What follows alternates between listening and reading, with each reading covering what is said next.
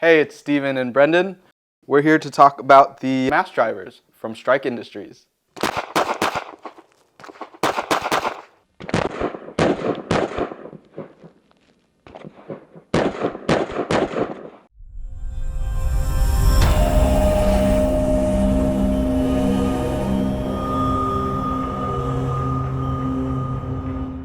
We have Glock 19s, Glock 17s, both in a stock configuration and others that have a ported slide and the mass driver installed. So we got the Glock 19 here. Nobody's saying this has too much recoil. It does have more kick, right, compared to like a Glock 17, but it's extremely manageable. Yeah.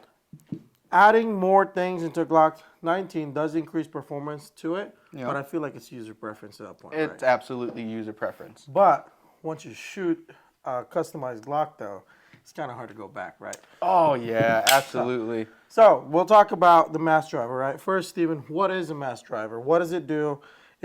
How is it different from a traditional compensator? For the mass driver from Strike Industries, it actually installs by the guide rod.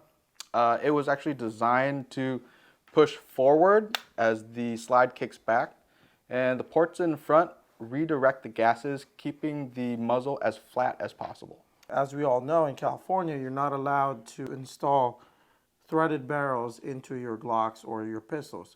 So, mass driver is designed, if you see that, right, to attach to that guide rod like Steven said, so you can have a compensator without actually breaking the law. For reliability, I had no real issues.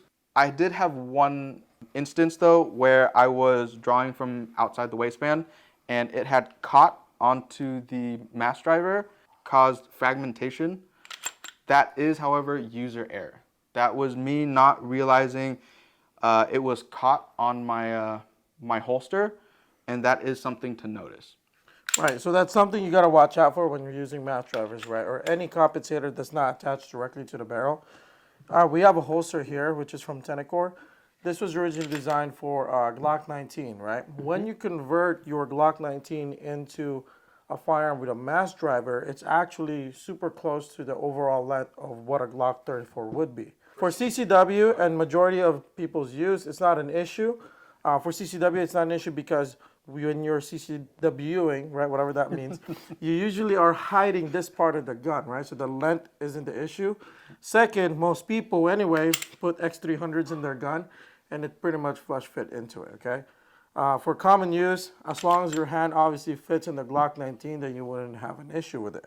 So when a holster, right, does not cover the gap between the mass driver and the slide, there's a possibility, right, because there are little bits of gaps right here on the mass driver, for the mass driver to get stuck on the end of the open holster. So when you're drawing it, it could cause some issues. So just make sure that whatever holster you're using, maybe Safariland, TRX Arms, or Tennecore, make sure it does cover the separation between the slide and the mass driver.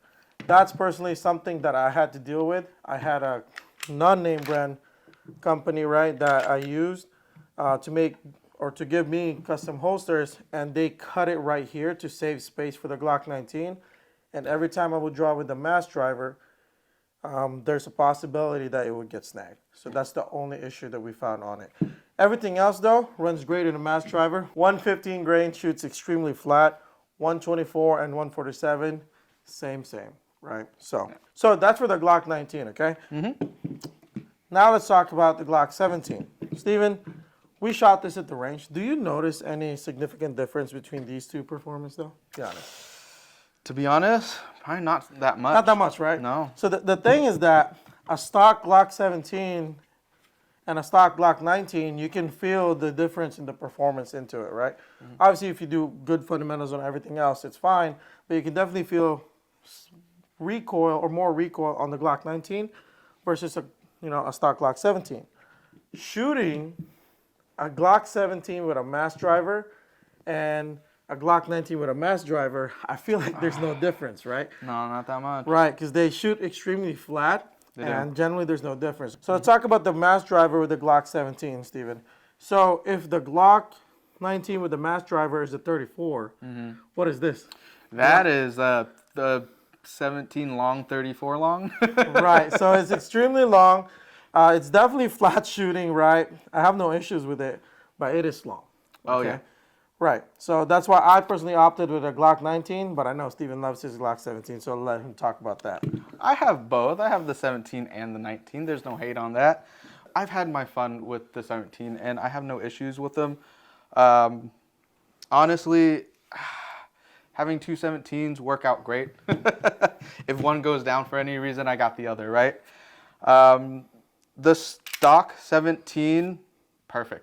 There really is no issues with it, but can you add on a little extra? Yeah, why not? Right. You can always get it ported and comped just the same way. Right. So that's one thing we're not talking about too, actually, before we forget. This is obviously warranting a different video. This Glock is part of our Glockuzi project from way back then, but it has ports into it, right?